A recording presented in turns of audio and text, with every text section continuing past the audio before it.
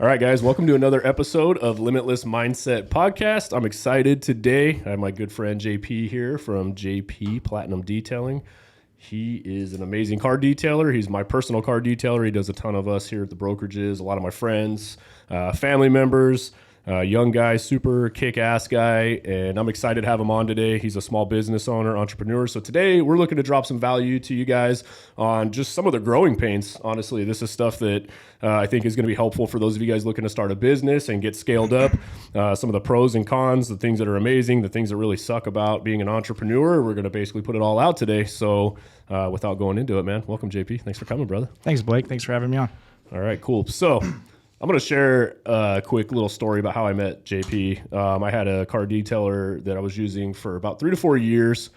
Super good guy, great. They did a great job. And then as his business grew, he always did my cars on the weekends, and he didn't want to do weekend work anymore. Basically, he just said, hey, I'm not working weekends anymore, which I could respect. It wasn't a problem at all. Unfortunately, it just didn't work for my schedule at the time. I didn't have my office, and I was working from home. I was out driving around all the time. So it just was like a massive inconvenience for me, which was a contradiction to the whole point of having a mobile detailer is you don't want it to be an inconvenience to you, basically. And so I, put a post out and said, hey guys, I'm looking for a new mobile detailer that could come out on Saturdays. And I had like probably 100 recommendations, and JP messaged me himself, and he had a ton of recommendations that came from a couple of my other close friends that had already been doing some work with him. Gave him a call, and he came out and just kicked ass, and we've been doing it ever since. Yeah. And yeah, he's always like taking care of me, and he's been super reliable. He's always got a great crew of guys. And what I love about him is that he's huge into like details, right? So I know, like, I've noticed in the mobile car detailing world, a lot of detailers will get the job. They'll do a great job. And then after they like land that account, the quality starts to suck after a while. I've seen that time after time again, where, it's like they just feel like they have your business, and they don't really have to work as hard to earn it anymore. And so the thing with JP is he's always made it right. And, it is what it is, right? You're washing X amount of cars per day. Every once in a while, there's shit that doesn't get done right. I'm not a big deal about it, but JP always comes out like personally and fixes it, makes it right. Whatever it is, he's always stood by his product and service, which I love about him. And so because of that, he's earned my business. And I mean, I've tried to refer as many people as I possibly can to him because he does such a good job, So word of mouth goes a long way in just holding true to your word and doing what you say you're going to friggin' do. Yep. So without jumping into it, man, tell us about yourself. The floor is all yours. Well, I'm Jared. I own JP Platinum Auto Detailing. We service the entire East Valley. We probably do anywhere from 300 to 400 cars a month on our mobile schedule now. And I would probably say about 30% of those referrals came from you. Nice. A lot of the clientele that we were able to bring in just from our word of mouth was massive. Yep. I grew up here in the Valley, born and raised here, went to high school here at Marcos Deniza and graduated, and really didn't know what I wanted to do after high school. Always had a passion for cars. I washed cars in school all the time. I had a job where I worked at a doctor's office and would clean their cars on the weekends and just kind of make side money, and it was something I enjoyed that gave me peace. And I turned 18 and was working at Wells Fargo, and one day I was just kind of like, I'm done working for someone else, listening to everybody, their schedules, being set to something that I really couldn't enjoy every day. And I found my passion with cars and detailing cars, and I kind of just took the jump and scheduled myself out. And I started out of a little Mustang, which is crazy. I had a 10 by 10 canopy in there. I had a pressure washer. I had a 40-inch bag.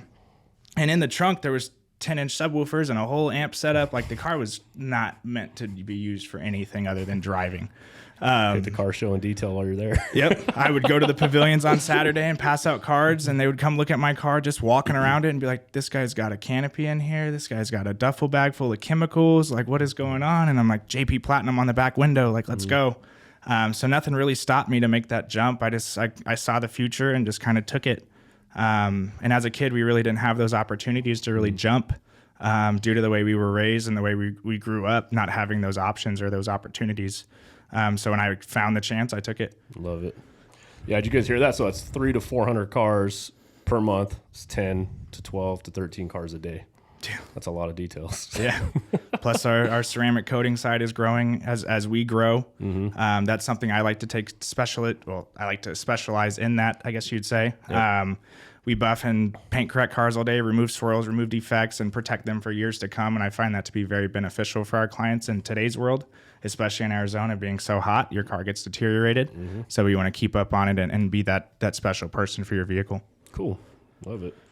So let's dive into it, man. What do you enjoy most about starting your own company? What was the thing that was like the funnest part of that for you? Like what moved you to do that? I think the freedom, really having that opportunity to chase myself every day and better my opportunities and kind of be on my own plate. And like, if you want the lifestyle that you've always dreamed of having, you got to do it. I learned that really in the world, nobody's going to do it for you. So if you jump, you better jump high and keep going. So I had a lot of ups and downs with starting the business, but a couple years in, once we finally jumped and took the opportunity and really started advertising, really started jumping into it, really sticking to consistency and quality. I could care less if my guys are an hour behind. How are the first 10 cars? They're happy? Cool. You know what I mean? We could make up for the best. So I think me being able to inspire others at such a young age, me being able to take that jump and that leap of faith that 99% of people will not do, just kind of gave me that passion for further success in my life and kind of give me the opportunity to really bring everything out of myself. Cool. Yeah, you mentioned freedom, which ironically, I feel like I have less of that. Yep. So, we are 24 hours a day. Yeah, you do have freedom in a way as a small business owner because technically, right, you can say, hey, I'm going to clock out today whenever I want. Technically, I'm going to take a vacation when I want. Technically, I don't have to go to work today if I don't want, but it never works out that way because you always have that like pressure behind you of like, hey, if I let off the gas today, if I do something different, someone's going to come take that for me. I'm going to lose out on a customer. I'm going to lose out on a sale. I feel like while I got into for the same reason, mine was like more freedom, but also security because I just didn't put my trust in big companies anymore to like kind of cut my checks from anymore. It was like, hey, I just got to be in charge of myself, you know, which kind of goes in line with freedom. But I found myself like I work a lot right now. Like that's something that I'm definitely struggling with is kind of finding that balance as well. Cause I probably work more now being self-employed than I did ever working for anybody. But what changed that for you? What changed what in what particular way? To where you were able to invest. Well, you saw the opportunity. So when you started, it was probably just you. You had background from a couple agents that you got some education on. And then you took the opportunity to say, hey, I want my own brokerage. I want my face to be the face of the company and I want others to grow under me. So knowing you had to put that much time in there, what made you change over the way to really dedicate yourself to saying, this is what I'm going to do and I want to do it for these? I just wanted something different. Like for me, I didn't like what was out there. I mean, there's things that especially in the real estate space, it's so different. Like, you know that there's like 88,000 people out here and a few hundred, probably 1,000 brokerages, you know, and they all do something different. They all have their pros, they all have their cons. And I just didn't find anything that like I fit into that piece of the puzzle. They didn't do things the way I liked. They didn't have the culture that I liked. I just wanted to build something on my own, you know, live on my own terms, do it the way I want. And, you know, I've had the mentality of if people like it, they'll hang out and they'll want to be a part of it. And if they don't, see you later, you know, then go find what works for them. It's just an option for people, right? It's not like, hey, I own a brokerage. You have to come work for me. You have to fit into my culture. I don't want everybody to have to do anything. Correct. I want to create a space for them. And if they say, hey, I like it here and fits the mold for me, it's great because that's what I'm doing. I'm building it the way I want. I want to come through the doors every day and say, I love working here. I love seeing the people I love. Like that to me, that's important is that's almost in a way freedom because I don't care how big of a paycheck I get if I walk through the doors of a building I hate. Is it really freedom? No. If I don't want to see it, you know? So why not create what you want to live in every day? Correct. And that was my reason for doing it. And that's probably why happiness is key to success today. For sure. Absolutely. So what does a normal day in your life look like? Walk us through that. Well, I start my day at 4:30 in the morning. I'm usually, if you are one of my regulars, you will get a text from me at 4 a.m. as a reminder saying, hey, we're on our way, or hey, my guys will be there at 5:45. I really don't pay attention to the time, just mainly the schedule. My guys get to our home and they fill up the water tanks and get themselves ready for the day. They go over the schedule and kind of figure out how they want to address it and how they want to attack it with the clients.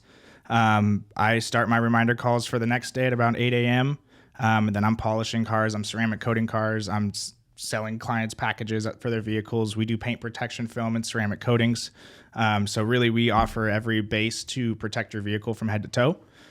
So I'm out advertising as much as I can. I'm on my Instagram posting sometimes too much. I'm always trying to give feedback and basically let my clients know what we do on a day-to-day basis. But really I just get up and I hustle every day.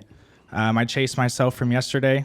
What I didn't do yesterday, I will do my best to complete today so that tomorrow I can have something new to compete against.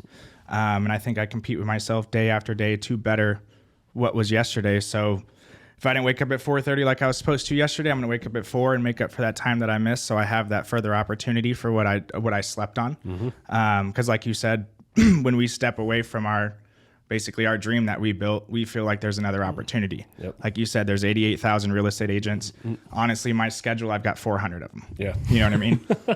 And they all talk about each other. They all know each other. They know each other's stats. They know what's going on. And I'm like, holy crap, what is going on? And I'm like, well, there's probably 88,000 detailers too. So my goal is to every day set myself aside from what we do and what other people do.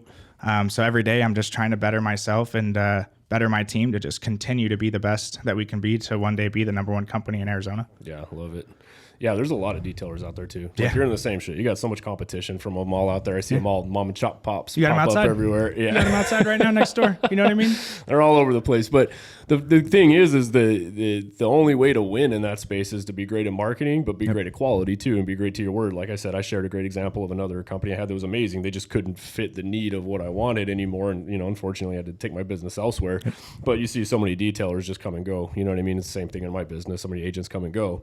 So just holding true to your word and keeping the long game, you'll have some longevity. There's a lot of cars out there to wash. And I think once you, especially guys like me that have multiple cars. Yeah, you know what I mean. And I think once you find those clients, they kind of find their way to you. Yeah. I feel like in life, everything's kind of meant to come together. So one day I was on Instagram and I saw your other detailer detailing your cars, and then I saw him make a post that he cut off Saturdays. Well, I saw my opportunity. I knew what kind of agent you were. I knew what kind of quality you expected. I kind of knew who your friends were from a body shop that I actually had worked with previous. And your name was always mentioned, the type of business you could do, the type of clientele you could bring in. But you really cared about the quality of what was going to be brought to you. You had a massive F-250 that we had to clean, and I looked at it and I was like, holy crap. I was like, we were cleaning semis and like just commercial vehicles before. Like I just wanted to be a big commercial business to where you never really lose a commercial account. Once you have it, you have it. Yeah, volume based. Yep, yeah. You got 50 cars there. They're $20 a piece. They're going to be there every Tuesday. Yeah. Unlike in our industry, when you're chasing a residential client, your day-to-day client, you've really got to continue to push to give them your all. And I think I dropped the ball the very first time I washed your truck. Had it all cleaned up. It was all shiny. And I watched you walk across the street because you looked at your truck and you were like, you waved your head a little bit. And I watched you walk, and you walked across the street to Jack's house and you were like, hey, great job on the wash, just a couple things. Well, you were exactly how I wanted my vehicles to be. Right. I need it the shiniest you can have it and the cleanest it can be. Yep. The frame, everything. I am under your truck in 115 degrees wiping your diff. You know what I mean? So like setting that thing aside and building that relationship with your clients to let them know really how much you care for them in a service industry is different. And I knew how much Saturdays meant to you, so I really didn't care. Yep. Saturday is just another day to me. Monday through Friday, Monday through Sunday, it's all day. Yep. Whether we have it off or we have it on. So you have had my Saturdays on hold for about 2.5 years now. Yep. No matter what, you could have half a car there. It's getting me done. and Dom. Yep. we've had the same clients on our schedule since then. Like I said, we used to start our mornings Saturday. And you probably realized it for a while, but we were up at like 3 a.m. cleaning semis. I remember that. We would do like 27 semis before we would come to your house. We would show up as if we just cleaned 27 semis. We walked through a dirt lot. We were dirty. And I was like, holy crap. We pulled into this neighborhood. And I was like, you guys need to wipe off before you get to these trucks. And that just kind of changed it all. And ever since then, like I really work on building a relationship with my clients instead of just being that service guy for you that you call and say, hey, come clean my cars. Like, no, I'll text you on a Saturday and see what you're doing just for shits and giggles. Yeah. You know what I mean? Just to see what's going on. So we have that for forever relationship, and my business can always flourish. For sure. I got to share another story.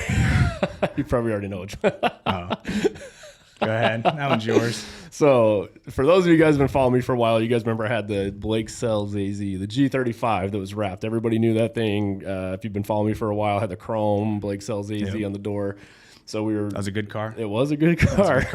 I don't have it anymore because of JP. I don't think you've had a good car since then.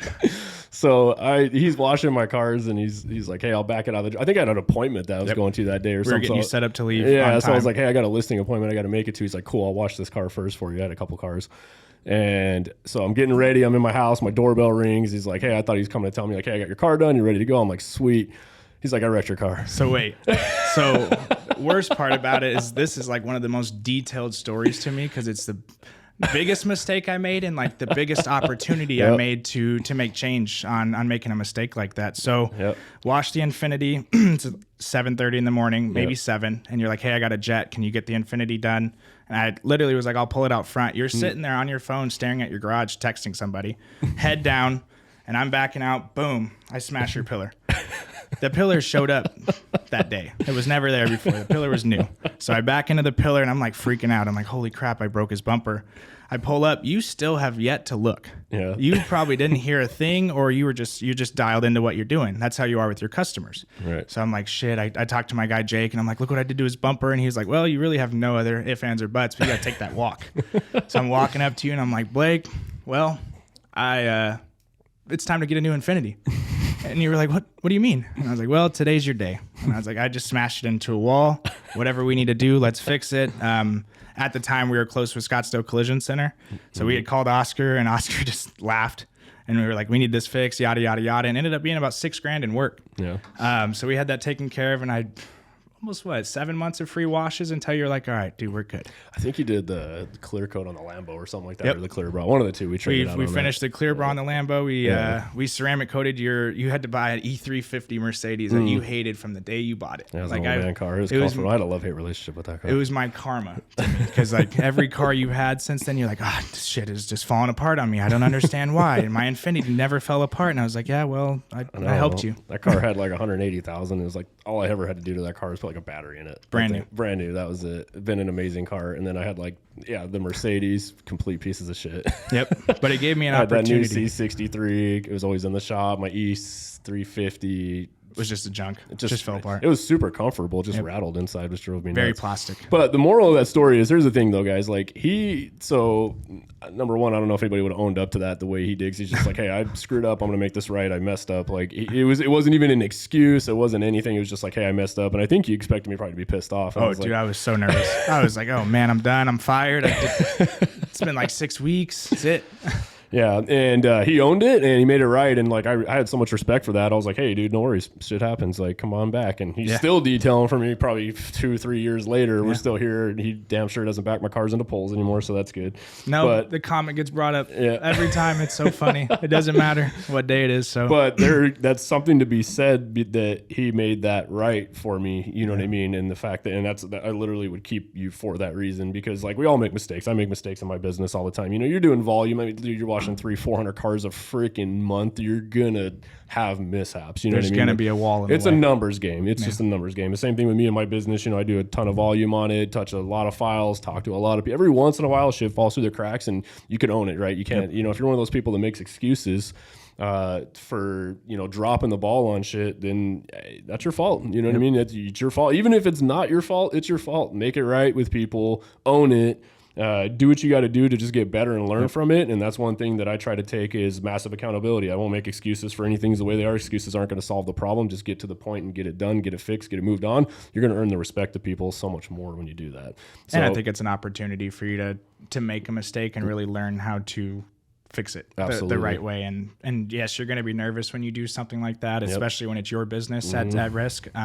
Because I could have lost that whole neighborhood that day. Yeah. And now we take care of 40% of that neighborhood, which is cool. So like backing a car into a wall, guys, as a detailer, it's the price you pay for tuition. That's what it is. Yep, shit happens. Price to pay. That was my college. I didn't go to school. There was my school. I educated myself on how to fail and how to get yourself back. Yeah, but you did the right thing, and you still have a job here with me today. You know, so that's what's important on that. So, so let's talk about this. So, knowing what you know now, what would you have done different starting your business? So, you've been doing this for a minute now. Tons of cars, tons of customers, tons of clients and accounts.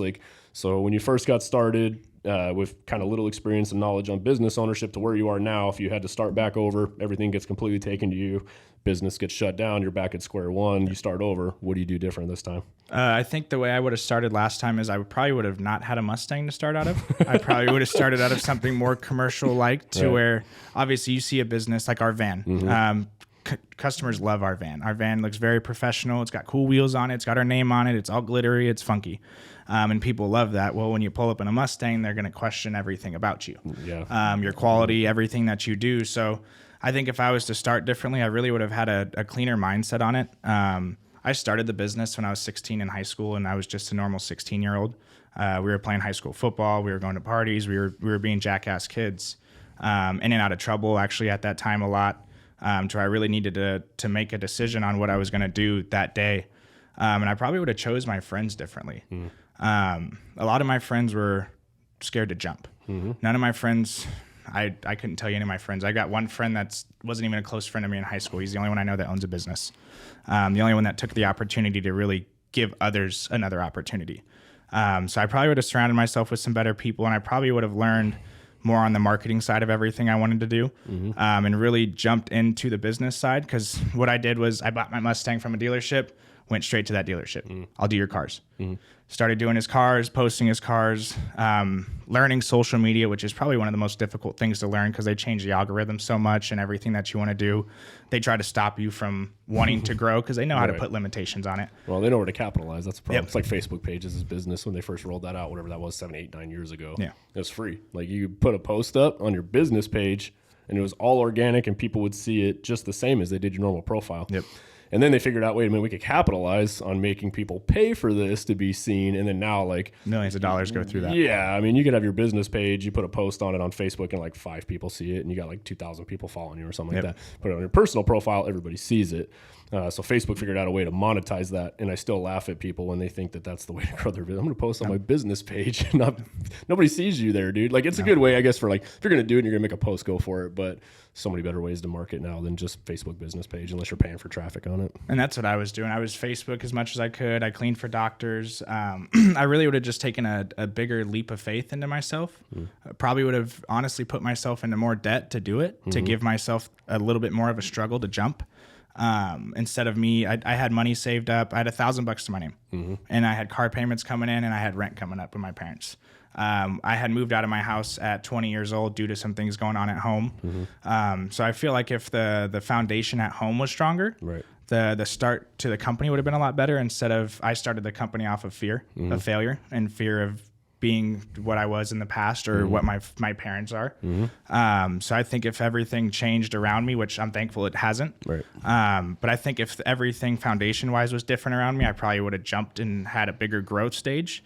But I kind of took it day by day, and that's something I wouldn't change, is the day by day effect of when I go home, I kind of research what I did today and what I need to do tomorrow to better it. But I probably would have invested a lot more into myself then, and kind of knew that it would have paid off. You said something though that if things were more stable at home, you probably would have had an easier start, right?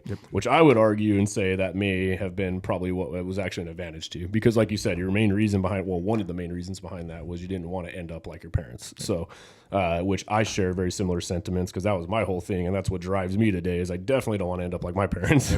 Not in a bad way. They taught me a lot of really good stuff and they're great people, but they were absolutely horrible when it came to like consistency, financial planning, any of that kind of stuff. Like they were not good. They did not have good business acumen. And my entire youth was basically, we struggled with finances, lost a couple houses in bankruptcy. So because of that story that I have, and because I don't want to be that at all ever, that's one of the massive driving forces. I often wonder, hey, if I came from a super stable background, parents that were super successful, sure, I probably would have been handed some stuff, but I don't think I would have the drive I do to, that's that like, I think every person I know that is super successful has a story, but they have basically there's like an underlying fear there with everybody. Everybody I know that's successful and it doesn't even really come from like your background that you're in. I think that everybody I talk to has a fear. The fear could be different. The fear could be, I don't want to be poor. I don't want to be, tied to a desk. I don't want to lose it all. Whatever it is, everybody has that fear. I don't want to end up like blank, so-and-so person that was an influence on me when I was younger. But fear is a massive driving point, I think, for those of us that basically go against the norm and say, hey, let's go out there and start my own business. There's a huge risk involved. That's uncomfortable. You either have it in you or you don't. You can have the smartest person in the world. Doesn't mean they have the ambition to go start a business. They take the comfortable route. And it takes a lot of drive. For sure. It's not something that you think is just going to be handed to you day to day. You're going to have to fight for it. There's going to be days where you literally feel like giving up and quitting. Like I said, if my parents had a better foundation, yes, it probably would have been an easier jump. My stepdad owned an AC business, and Probably one of the biggest failures of a business that I've ever seen jump because he never ever invested into himself on what really could be done. Probably one of the best AC technicians I've ever come across when it came to outside of that. Worst father figure in the world. So the foundation at home on everything that was going on and everything that I watched fail and kind of crash down, like the debt that my parents still probably carry on from when we were underage kids is fearful to me because those opportunities were taken from us as kids. A lot of kids, like I use yours, for example, you set a very, very good foundation for your kids to be able to do what they want in your life. You're 36 years old. You've got 3 kids. They can go left or right and do whatever they please to do because you gave them that opportunity by showing them hard work and a good mindset will get you somewhere in life. And you don't need to clock in for it. Yeah. Some days I want to sell it all. Yeah. And hide it from them and move them into a trailer. I'll be honest. Well, That's 100% true because there are days where I worry that because they have not experienced the other side of like a struggle per se, that they may not have that grind in them, I think, to do their own thing. You know what I mean? Yeah. That is definitely a fear of mine for sure. I worry with them and I try to teach them right now, like, here's what hard work is and here's the benefit of it. But again, it's that missing fear factor of like, they didn't grow up with that. Right. So, and the flip side of that too, is I almost wonder, okay, cool. My kids have all this cool stuff and nice house and all that. It ain't like that in the real world. When you go out on 18, you're going to be struggling. And I kind of want them to go through a little bit of a struggle. You know, it's not to say I'm not going to help them through that. But I don't want my kids to grow up and think like, hey, it's this easy. And, you know, dad built this whole thing. I mean, obviously I'm building it for them and I want them to integrate and be a part of that. But I want them to struggle a little bit on the front half of that just to get a taste of appreciation for it because it is a friggin', I mean, shit, it took me 10, 12 years. Let's see, 30, almost going on 17 now. I've been working since I was 12 though, but like really entered into the workforce like hardcore 18, 19, like full speed, you know, working a lot. And it's took a lot of years to get here. Yeah. And so I feel like if they don't have that, I do wonder some days if I'm setting them back. You know, it's a win-lose situation because the win side is they're getting fast tracked to all the things I had to learn along the way. Obviously I can say, hey, don't do this. And I'm learning stuff for me that I never learned from my parents. Flip side of that is do they have the ambition to want to go for more? You know, so do you see the drive? So that's something I've always thought about too, because that's the biggest thing I stressed in my last relationship on why I worked so hard and why I put so much time into it. Because I always think about the future. 26 years old today. You're 10 years older than me, and you're at the spot where I would like to be with my business in 10 years, to being financially stable. I've always told myself that I want my kids to have a little bit better. Like I want to put them into a better school. I want them to have the options to go and do sports at their own freedom and do things that I wasn't able to do because we couldn't afford it. For sure. And I want to be able to give my kids that while giving them a foundation and kind of giving them the same struggle I had as a kid, to where they got to know, but they had to work for the no to know that there's an opportunity coming. Instead, we grew up not knowing if there was an opportunity. I didn't know what was going to happen. We were in and out of foster care as kids, so we didn't know if we were going to see our siblings. We lived in a homeless shelter. We lived in UMOM.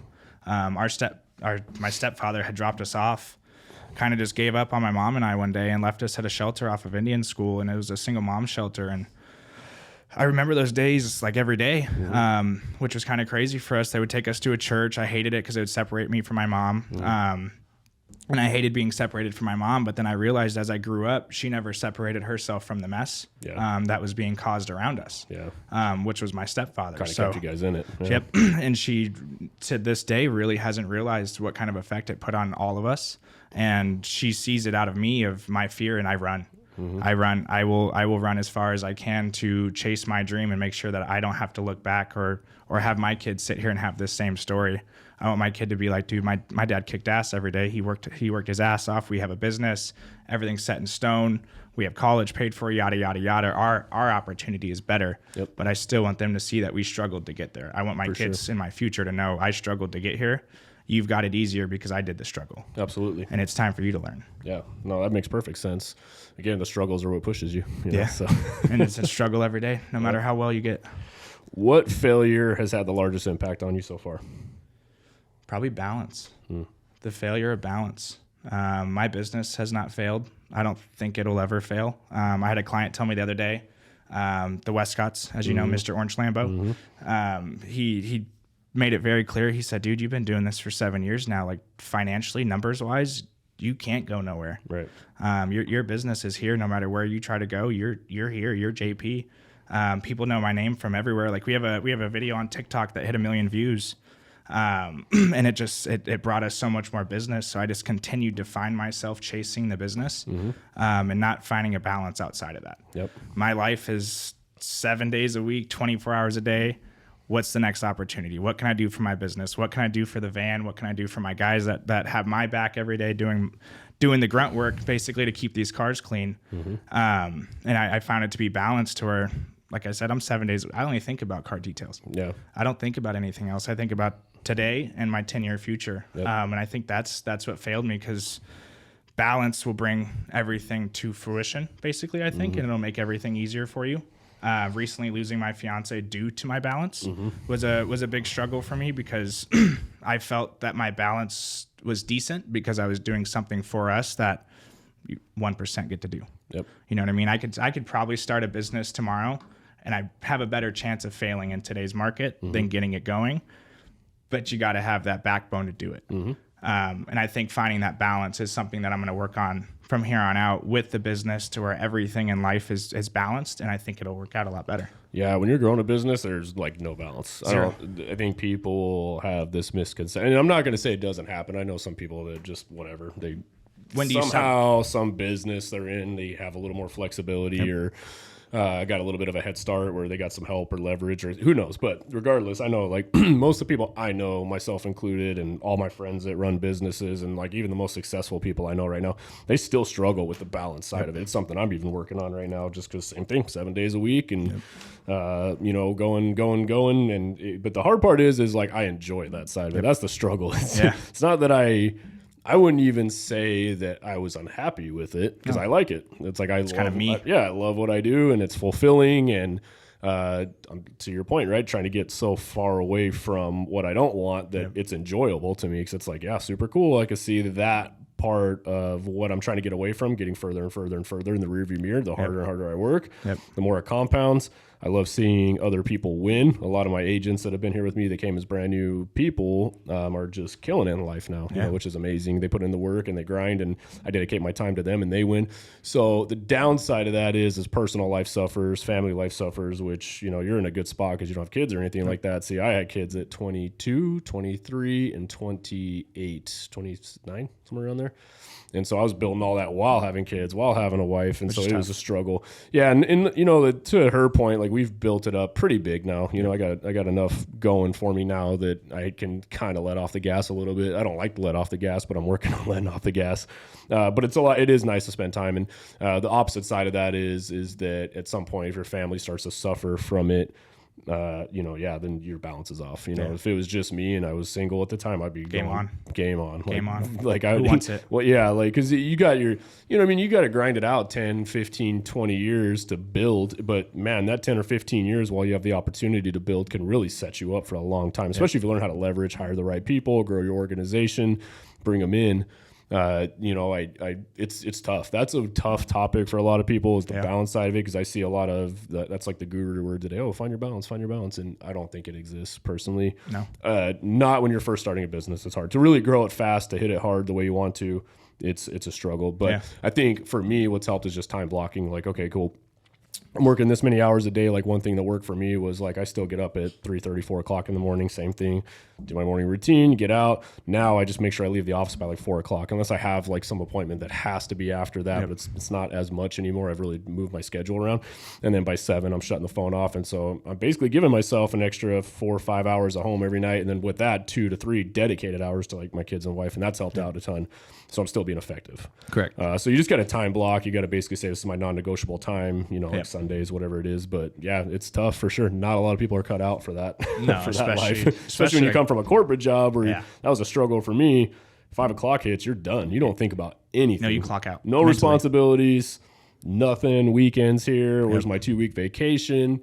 That's the nice part. And then when you become a business owner and you're like, wait a minute, I can't. That's gone. Yeah, if I clock out, I get no paycheck. I don't have sick time, PTO. Like your mindset completely changes.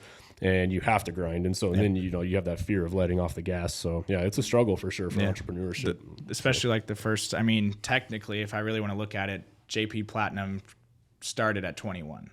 My first 2.5 years of me starting my business, I became an alcoholic. I was drinking, I was partying, I was having fun. I would work from 6 to noon or 6 to 2, whatever my day was, and I would just drink the day away. Yep. I don't know why. I don't know what I was doing, but I would drink the day away.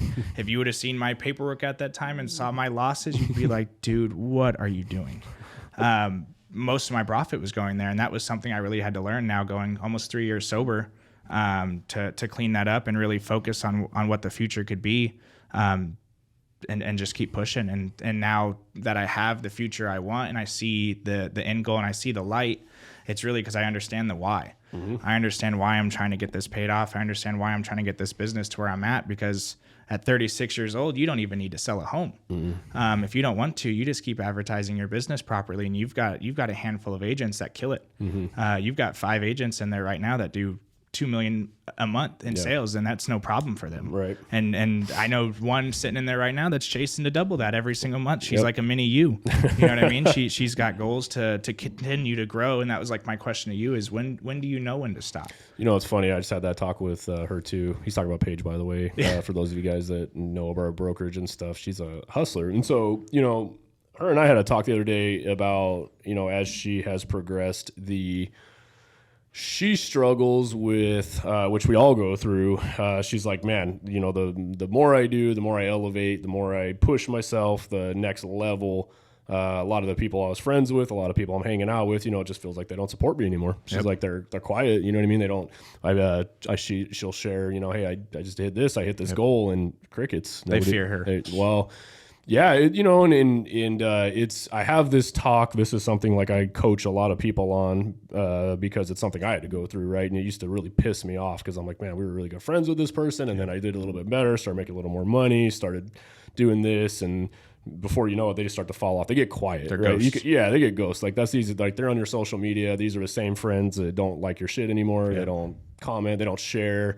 You know, as you start to do better, that for some reason, like you think that, you know, you have this expectation. You're like, oh man, my friends will be supporting me. They'll be happy that I'm doing well in life and stuff. And they don't. They get real quiet, right? I think they're the last to support you. It's the friggin' strangers on the internet that support you, ironically, which is the craziest thing to me. And I struggled with that for like a couple of years. It used to piss me off. I used to get, you know, almost offended by it. Yeah. And then now I just don't even care anymore, because one thing that I realized, like, I take a look at where I'm at today. Take a look at where I was at 22. I look at my friends then. I still have friends today that I was friends with for 22, and those are like your most authentic friggin' friends. Like I got friends today that knew me when I had like jack shit, and I'll go through a struggle, right? And they'll shoot me a text message, hey dude, I'm sorry you're going, like, how can I help you? How can I support you?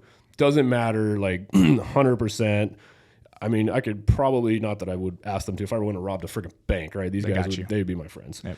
Those are like the true friends, right? Yeah. Those are the people that don't leave. Those are the people that don't leave your circle, and those are the people that should be there, you know?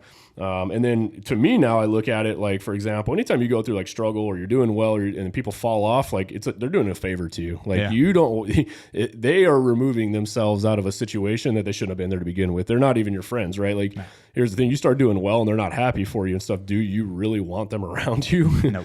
And so to me, it does me a favor. Like, hey, see you later. I don't have to have that weird conversation of like, hey, I can't be friends with you anymore because you're just hanging around. You're not even supportive. Correct. So I was having that talk with her the other day, and I said, just get used to it, you know. But the cool thing is that as you learn more, as you do more, like I've noticed that the better I do in life as far as like progressing, learning, growing, taking on new ventures, the more higher caliber, higher quality people have entered into my life too. 100%. Like I'm friends with people now that are like, if you would ask me at 21, 22, like would I be hanging out with these people? Am I friends with these people? I would have like, hell no. Would I be shaking hands with these people? No. Would have never imagined it, right? And then fast track now, like the quality conversations I get with those people. So it's okay. Like when you look at things from that perspective, you're like, oh man, like as I elevate, as I do well, new people start to support me. They come around, and it's all in cycles too, you know. And I almost look at life as this weird thing. It's like a train now, because people get on when they need to, right? They come to you, and like whether for me, for example, hey, I'm going to come to you for coaching and need help, and I want to grow. And I'm like, cool, stay on the train as long as you want. Like I'm going to keep moving. The train's going to keep going. You know what I mean? Where I'm at today, you know, and I'll be 100 miles down the track and 2 years, where you feel like you want to hop off at, go ahead and hop off. Take what you need, add value and hop off. Like, if you're good, go. Yeah, if you're good. If you want to go along the ride, you want to keep on growing, hang out, be a part of it. And when you think of things from that perspective, I think it's way easier. Like, that's the way I don't get as offended by it. Like when people are like, hey, I'm out, I'm going to go do something different. I'm going to see you later. Like, good luck. Yeah. Don't get mad. See you later. Take it easy and I'll be here, hit me up if you're in the area or something, you just don't take offense to that anymore. And that's one thing I was working on with her the other day. Cause she was just like, she goes, man, it's frustrating. Like, I'm doing so well. I feel like, I'm learning, I'm growing. I said, how do you feel inside? She's like, good. Yeah. She said, I just don't feel good with my friends. And I said, what's more important? How you feel? Are you doing this for them or are you doing this for you? And she's like, me. Cause I was like, well, I'm proud of you. You do good. And and I'm proud of a bunch of other agents we have that are here. If you're here for the right reasons, you're here because you want to grow, you want to learn, and you progress, I'm going to clap for you. Yep. You know what I mean? If you're happy where you're at and, hey, I found that balance, I'm good. Maybe you're not a top producer. That's okay. Like, if you're doing what you want, you produce what you want, you're happy. I'm going to clap for you too. Yep. Great job. There's no level of happiness. No. What I'm not going to clap for is if you're unhappy and then you're bitching about not getting the results you want, and you're just complaining, well, then I'm not gonna be happy for you. I'm gonna tell you to get your ass in gear. You're not balancing. You're not balancing your life and your work life and doing things. And I think the friend thing comes and goes, because a lot of those friends that you lose are the friends you had in high school, you grew up with, you partied with, you talked a bunch of shit with. Yep. And then you became an adult and you knew what you needed to do. Yeah. And you saw what needed to be done. And your friends, as they say, they come from the same area as you. Well, none of us do. Mm-hmm. We all come from a different mindset from ages 1 to 8 on what we saw and what we push to be when we're older. And a lot of my friends today work regular day-in jobs, and a lot of them still party. Yep. So you see them at the club on Saturdays, and I'm like, what are you going to do when you're 30? I think the hardest part is, I think for them is, I think that it is a mirror reflection to them, and that's why they don't like it. Because I've thought about this. I'm like, why would you even give a shit how well people do? But I think the hard part is like, to your point, they went to high school with you, they saw, or came on later, or they're friends with you in your early 20s. For me, early mid 20s, late 20s. They knew you at this level, and then as you continue to grow and they didn't, they look at you like, well, it's almost, I don't want to say envy, but it's almost like it is a mirror reflection of like, hey, you could have gone here too. If I did it, you could have done it. You could have raised your hand and said, I want to go and put in the work and did the grinding too. And the further ahead you get, it's almost like a reflection in the mirror of like, I'm not really doing shit. I'm staying still and this person's growing. And it's easier to say, I dislike that person for learning, for growing, for leveling themselves up. They suck, instead of saying, well, wait a minute, what am I not doing? Then why am I not right there with them? It's just easier to talk shit to people. Because I went through the tunnel alone. Yeah. You know what I mean? I did it alone. Yep. I gave many friends opportunities along the way and let them know that, hey, I'm 115% into this. There's nothing missing from my gap. Mm-hmm. And if you want to do it now. I had friends that we grew up with. We washed our cars every weekend and we go to the car show. Yeah. I didn't drive anything cool in high school. I drove a 99 Tahoe, old paint and a plastic dipped hood. Same. You know what I mean? Old ass Bronco. Yeah, it was a beater, but I enjoyed it. I washed it until the paint probably fell off. You know what I mean? Because that's just something that I found enjoyment in. And I told people like, hey, there's an opportunity. As this, I saw the service industry changing as a kid. I watched how many people like having people come to your home. Right. The service of getting your cars washed. I've got clients that got 6-7 cars. No way they're jumping in each and every car and spending an hour and a half at Cobblestone. Absolutely not. You know what I mean? So the opportunity of that's a $300 stop. Right. Most people, that's their couple days of income. You know what I mean? We can make that in 2.5 hours. So trying to show people the payoff and the financial side of it all and the luck that you get with a business when you really put everything in, and it's luck. Yeah. When you put 115% in and everything comes to you, you are lucky because you did your job. Absolutely. Nothing gets handed to you anymore, and people really, I think those friends that leave you expect you to hand out what you just did. Yeah. Because they were by your side when really, like I said, you were in that tunnel by yourself. Yeah. I'll teach you. Yeah. I'm doing it. You could be right next to me. Grab a shovel. Yeah. I've mentored so many detailers that were just good people. Yeah. And I saw more of the good people side of them than I did like, all right, dude, you're really bad at this. Right. Like, to be honest, I get you. You have a lot of joy. You're really bad at this. Right. Where do you want to take this? Oh, I want to be I want to be like you, JP. I want my company to flourish like yours. And I'm like, all right, 2 weeks with me, I'll teach you everything that I want to teach you. And if you want to grow, we'll train you. For sure. You know what I mean? If you want to learn how to buff a car, I'll teach you how to buff a car. Cool. But I don't want to put you out there as a business and let you fail. There's, like I said, there's 88,000 real estate agents. You've probably trained a handful of them that are successful in their own ways without you. Yep. And there's detailers out there. Like, well, I would take offense to that. Like, everybody laughs about that. Like, I've had people that were on my team and my company, my brokers that like left, and they're doing good. Good. And right. You're welcome. But they're like, oh, it doesn't make you mad. I'm like, no, what would piss me off is if they left and they didn't do good because I wasted my time with them. Like that was the whole point. You're here to learn. You're here to take everything I taught you, everything that you or what you want to learn, right? And you take it out and then you hop off the train, as I call it, and you go do your own thing. And you do something with it. And it's the people that leave and don't do shit that pisses me off because I'm like, golly, that was a whole lot of wasted time. Like years with you. That was, like I wasted my freaking time with that person because it's like I spent all this time teaching, coaching, like basically investing, giving you the playbook to like everything. Like you should be growing, you should be, and then they don't. And it's frustrating because to me, it's like, man, that was a lot of time wasted, especially now. Like for me, it's a time thing. So it's like, it really time's valuable. Time's valuable. Very and so valuable. like when you see people come and then they leave and then they don't implement it, they just don't do anything. They don't want to grow their business. It frustrates me. Like I want you to leave. I want you to do good. I want you to grow.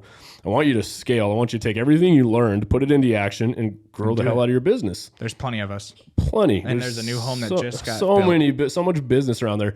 So yeah, when they like go and then they don't do anything, it's like, it frustrates me. I'm like, that's where I get upset. That's when I get upset. Like you go out there and kill it. Like cool. Like that's the whole point. That's why you can't, hey Blake, teach me. Nobody ever comes to me and says, hey Blake, teach me for the rest of my life. I am going to come work for you till I'm 90 years old. And I just want you to know, like the goal is come learn. It's like with any, I got take what I can get. Yeah, I got coaches I've learned from. And when I hire a coach, I'm not like, hey, you're going to coach me for life. No. No, like, hey, I really suck in this area. Can you help me out? Can you get me dialed in, get me better? And then I'm on my way, right? That's the same thing with me, real estate coach. You come to me, I'll get you dialed in. I still got people that love to stay because as I grow, they grow too. And so they're like, hey, I'm not done growing. Yeah, let's stay. And they're getting the value, right? Which is important to me. People only stay to get the value. And that's why you have your brokerage now, right, to give that opportunity. You don't have to be, which is cool to me that I still see you succeed as well as you do on like your top producers. It's crazy. Yeah, that's changing this month, like last couple of months, because that's part of me freeing up time. Like my business coaches were like, dude, you got to get out of the trenches right now. Like, and I'm like, I love it in the trenches. What are you talking about? I love it. And they're like, no, you have to get out of the trenches. And I'm like, why? And they're like, because like your time. You built it. Yeah. Well, he's like, trench now. Well, people are here to learn from me. Right. And he's like, you're giving all your time to doing the trench work, but you need to really be focused on growing your business and creating more opportunity for the agents. Your agents that come to you don't give a shit how many houses you sell. Nope. They care about how many houses they sell. So how much time are you dedicating to help them sell houses? And I'm like, oh, you're right. Like he's like, you got to transition. You're a bigger business owner now. So that's been a struggle. That has been something that has been pounded in my head for the last like 2 years is get out of the production. Like, and I'll probably still help my personal friends, family. Like I'm just not going to go as hard, but now it's like, okay, I got to work on building, scaling, putting the processes in, the day-to-day operations, the systems, the tools, really putting in everything to grow the business productively. And that's been a hard pill to swallow. Oh yeah. Well, at least you can benefit them by you going out and you showing them that, hey, I can do these numbers. These numbers are possible. Yeah. To do 4.9 in a month is possible. For sure. If you want to do it, pay attention. Yeah. Watch me. Yep. Absolutely. Watch my schedule. I'm up at 3:30 for a reason. You're still asleep. I've already talked to my client this morning. I'm meeting them. I'd be text phone by 4:30 or 5. I'm horrible, but it's your phone. I'm sorry. I'm going to text you. Don't respond. Yeah, please. You respond when you're ready, but I'm already sending you the message. Just silence your notifications for me. You're going to get a text because sure. I'm that on top of what I want to do. Yeah. I'm that dedicated to what I'm doing. So my clients know I'm here. You know what I mean? I'm ready to go. Yesterday I got done at 9:00 at night, back up at 3:30. Time don't change. Exactly. Time is valuable. Every day. So paint the picture, man. 10 years from now, what's your business going to look like? 10 years from now, I see my business having multiple vans on the road, being one of the number one detailing businesses in the Valley, with not being number one product-wise, just being number one service-wise. I want us to be able to provide to our clients in a special way so that they know we're here for life and we care about their vehicles. We build a relationship with them for them to trust us with their cars. I've got 2 guys that run my crew that are amazing. They've learned a lot. They've failed and they've gained the entire way, and you've seen that. And they've learned a lot along the way. And they want their own crews. They want their own van. So I tell them, you build a crew, you find guys you trust, I'll buy you a van. Yeah. You know what I mean? We have it. I'll continue to market. I'll continue to advertise. I'll continue to answer my phone to these customers. You continue to have my back. Yep. And we can have a company that most people don't see. For sure. A lot of the detailers in the Valley are a one-man crew. Yeah, that's true. We had a TikTok go viral, about 850,000 views, and there's probably 1,000 comments on there. And it said, JP Platinum makes about $2,000 a day washing cars. I can promise you that number's low. Right. And people took that number as like, no way you can do that as a one-man team. No way you can do that, blah, blah, blah, blah, blah. And you saw how many people didn't have faith in themselves to do it. Other detailers. Instant limiting belief. I get that crap all the time. That's the same thing in like my business. They're like, there's no way he does it. I'm like, okay, well, I do it. Watch I don't care. Yeah, I do it all the time. Watch, pay attention. You put a camera on me. You will not when you go in with that mindset right away, which by the way, like when you like just so think about the what has to be in that person's head, like how limited that is. Like what kind of box they've put themselves in, because you put something on the internet and says, hey, I make this much per day. Doing simple math, like you said, you're doing 10 cars a day, 10 to 14 cars a day, $150, but like a couple fleets, it's possible. You reverse engineer it. It really, but that person, without even taking 1 minute and just saying, okay, well, how many cars would I have to wash at this price? And okay, is it possible? Yeah, actually, it's not that unattainable in a 10-hour day. And they do the math on that, but they've already, like right away, the first reaction, impossible. Everybody. You're never going to be able to do anything if you have that mindset. If your mind's not even open to, well, is it possible? Secondly, how can it be possible? What kind of numbers do I need to do? How do I reverse engineer that? So let's say he's making $2,000 a day. Okay, great. And he makes this much per car wash divided by this many cars. One person can do this. Okay, cool. So maybe you need 3 other people to help out. Boom, boom, boom. Okay, it's possible. Like that right there in 1 minute was way easier than just being, not possible. Nobody spent that minute. Nobody even listened to the video where Scott, one of my clients, real estate agent, he posted the video as just kind of giggles to see what would happen. His video before only had 10,000 views. And he was like, let's see. Overnight, I had 500 and something thousand views and like just horrible comments.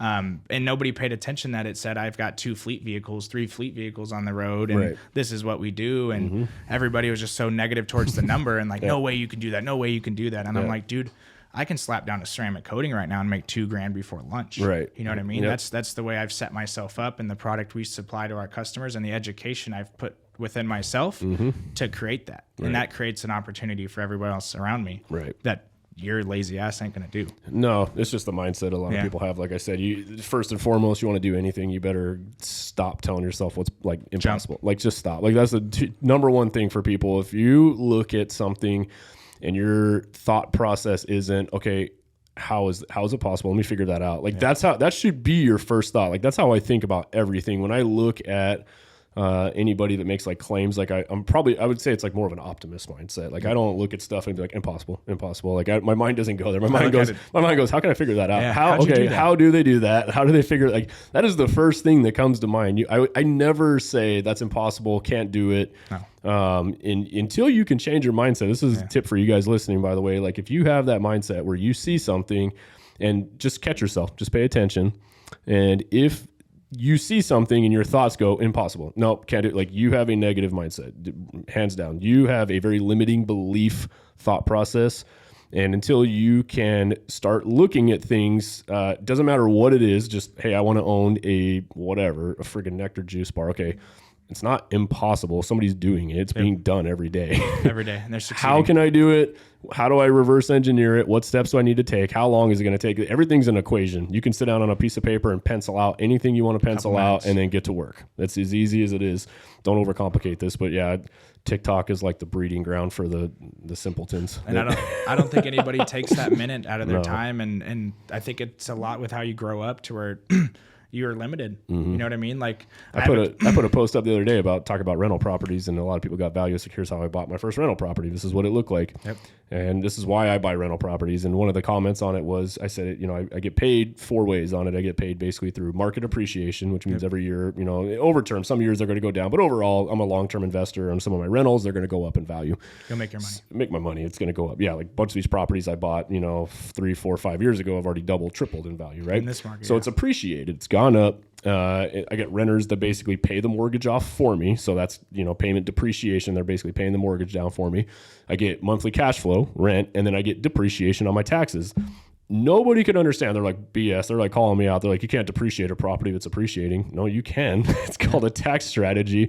It was just interesting to see. Instead of the time it took you to sit down and write that Google comment, that comment, you could have gone to Google and typed in property depreciation, rental property depreciation, and there is like hundreds of pages They could have asked you. on the tax code. Yeah. What is this? What are you posting? Right. What is how this are mean? how are you depreciating a property that you just said is appreciating? Yep. Well, it's because the tax code. Government doesn't look at the value of going up. They look at what did you pay for it and how are you how's that property being used up over 27.5 years. Yep. Just go to Google. Like Google, instead of the time it takes you to tell me it's not possible, I can't do it, I'm lying. Go to Google and just a quick Google search would have answered your question in the same amount of time it took. And I always laugh at these people. I'm like, you will never do anything in your life thinking this way. Like having this belief, this mindset, you are going to be stuck the rest of your life. And I think that's what people fear, and that's why they waste that time to bash you so that they feel better about, oh, I'm not doing it, so let me just tell them you can't do that. It's easy. It's like, dude, I'm doing it. Like I said, looking in the mirror. It's easier just to hate on people and just say, hey, let me give it a shot. Let me figure this out. Let me put in a little bit of legwork to figure it out. Jump in the passenger seat. Let's go. I'll show you. Yeah, I'll teach you. I'll teach you as much as I can. Cool. Well, brother, thanks for coming on today, man. We went almost an hour on this today, awesome. so hopefully it added some value to you guys. Thanks again. How can they find you, man? Talk to them if they want their car detailed by one of the best in the valley. Dude, easy. Tell them how to Google find us, you. jpplatinum.com. You've got our website. You can reach us through there. We've got Instagram. Our phone number is 480-250-8340. We are in the East Valley. Pretty soon we'll be in the entire valley as we open up. So we'll be able to basically take care of anybody and everybody. But if you need to reach me, jpplatinum.com. All of our social media and our phone number is found very easily. And we'd love to take care of you and have your business for life, just like yours, man. Love it. Yeah, you should do. You got to make the number like more memorable, like Mike Jones had. Hey. Like 281-330-8004. 8004. See, everybody knows that number. That was from 15 years ago, and everybody knows that. So you got to start saying, you got to like start rhyming your number in your guys' advertising, so everybody just remembers it. Yeah. I got to figure out something now to make it jump. But I feel like the JP name alone is very recognized now. Yeah. The logo, people still try to figure out what it is. It's actually an infinity sign, and it's flipped around because your possibilities are limitless, and you've got infinite opportunities to take care of something in life that you want to do. Absolutely. And don't cheat yourself and don't cut yourself short. Cool. Chase it. Yep. All right, guys, if you guys got value out of today's show, I only ask you guys to do one thing. Share it for us. Share it with somebody that needs to hear this. If you guys got anybody that's a small business owner, a friend, family that you guys want to support, you want them to hear something different, tag them in this, share them with it. Like I said, drop some comments in here. We'd love to hear feedback on what you guys thought about it. If there's anything you guys want to hear more on or dive into, like I said, drop them in the comments. All right, brother. Thanks again for coming on. See you guys. Blake.